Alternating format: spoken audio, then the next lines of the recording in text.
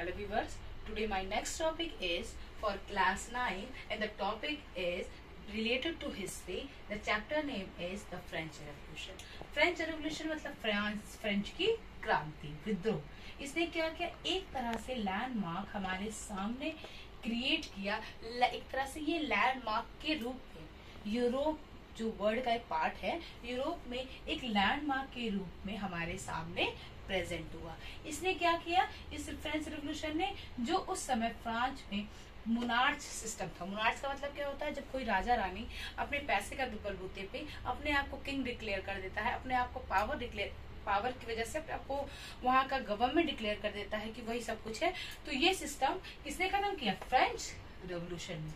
Monarch system पूरी तरह से खत्म कर दिया एंड में। ठीक, फिर जो फ्रेंच सोसाइटी थी, कब, इन लेट 18th सेंचुरी में, वहां पे क्या हुआ कि 1774 में 20 इयर्स के एक ओल्ड लुइस 16 ने, जो फ्रांस का राजा था, उसने ऑस्ट्रेलिया की एक लड़की से, जिसका नाम था एंटोनियस करके एक लड़की थी, जिससे उसने शादी कर ली।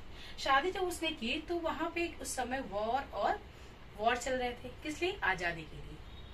फ्रेंच जो रेवोल्यूशन है, इसका मेन मोटो क्या था, जो फ्रेंच की क्रांति चल रही थी, इसका मेन मोटो था फ्रीडम, इक्वलिटी, है ना, और कि सबको एक बराबरी का अधिकार मिले और हमें आजादी मिले। किससे मिले, ब्रिटेन से। तो जो लुइस 20 ईयर की लुइस ने, उसने एक ऑस्ट्रेलियन लड़की से शादी की, और जब शादी की तो उस समय फ्रांस में वॉर और चल रहे थे इंडिपेंडेंस के लिए। लेकिन उसके साथ साथ जो वो वॉर में जब एंगेज हो गया, भाई अगर मेरे घर में कोई चीज हैपन हो रहा है तो उसका सफर जरूरी नहीं कि सिर्फ हमें को झेलना पड़ेगा, हमारे नेबर्स को भी कुछ झेलना पड़ेगा। तो उस समय जो लुइस था, इसका पूरा खजाना धीरे धीरे उस वॉर की वजह से खाली होने लगा। ठीक है, वो पूरा खजाना धीरे धीरे खाली होने लगा, किसकी वजह से, ड्यू टू वॉर की वजह से पूरा खजाना उसका खाली हो गया। लेकिन लुइस पास्टर ने एक अच्छा काम भी किया। उसने उस समय उसके फ्रांस में जो 13 अमेरिकन कॉलोनीज थी, उसको ब्रिटेन से आजाद करवाया।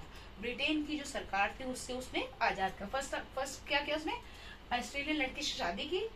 लेकिन उस समय वहां पे फ्रांस में युद्ध वगैरह चल रहे थे, तो उसकी वजह से उसका खजाना खाली हो गया। लेकिन उसके बावजूद भी 13 अमेरिकन कॉलोनीज की हेल्प की, ताकि वो ब्रिटेन के जो अंग्रेज लोग हैं उनसे वो फ्रीडम उनको मिल जाए, बराबरी का अधिकार मिल जाए। तो वहां पे, लेकिन वहां पे जो ग्रुप से सबका अलग अलग मोटिव था, है ना, जिसकी जैसी पावर होगी वैसे उनका जो है वर्क होगा। तो according to power, according to the wealth, there was 3 types of society there. तो जो सोसाइटी था, that was of how many types, 3 types. 3 types के स्टेट्स जो है उनके सामने प्रेजेंट हुआ। तो first type of state, first state का नाम क्या होगा, फर्स्ट स्टेट जिसको हम कहते थे the clergy. Okay, what does the clergy, clergy means the group of people who enjoy with the money of tithe. जो उसमें जो सबसे बड़ा कहते थे धार्मिक स्थल है, mean church was a part of luxurious enjoyment. Church जो है उस समय का क्या बन गया था, एक पार्ट बन गया था एंजॉय का। They were enjoy the tithe amount. What is tithe amount, means कि आप अपनी अमाउंट में से 10% you are donating to church. तो चर्च में उस समय एक सिस्टम चल रहा था, that was known as tithe, means 10% of your earning amount. वहां पे जितने भी लोग पीसेंट थे या जो मीडियम क्लास के फैमिली के पर्सन थे, तो इस फर्स्ट स्टेट यानी क्लर्की ने एक ग्रुप बना था जो यहाँ पे चर्च को डोनेट करता था 10% ऑफ देयर अर्निंग मीन्स तिथि अमाउंट। और वो क्या करते थे, चर्च के पर्सन जितने भी उसमें लग्जरी जो पर्सन थे, वो सब उसी अमाउंट से पूरी तरह से इंजॉय करते थे। ठीक है, फिर there was second type of state. तो second state that is known as nobility.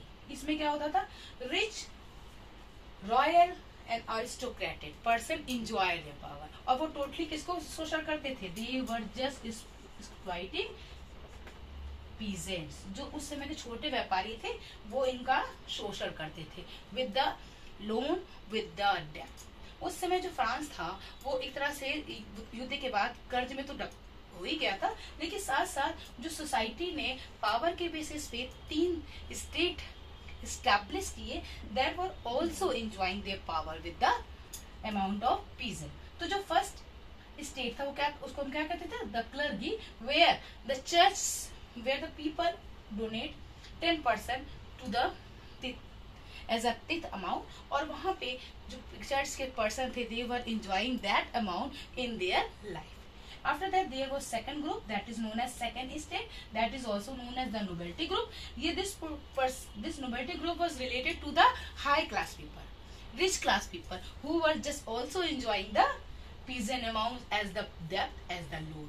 उनसे जो लोन देते थे उस अमाउंट से वो अच्छी तरह से एंजॉय करते थे। After that there is another group that is known as third state group, all the rest of the population, church के लोग अलग, पीजेंट रिच पर्सन्स के ग्रुप अलग, उसके बाद जो जितनी पॉपुलेशन बचती है that was related with the third state society.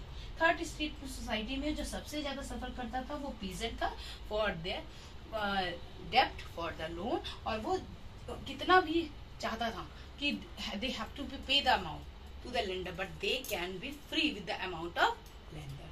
ठीक है, तो today I have to discuss you 3 types of states that were located in the French Revolution, and also I have describe you the half of the pages of your course of your chapter. So today I'm stopping it after this video. If you like my video, please like and subscribe.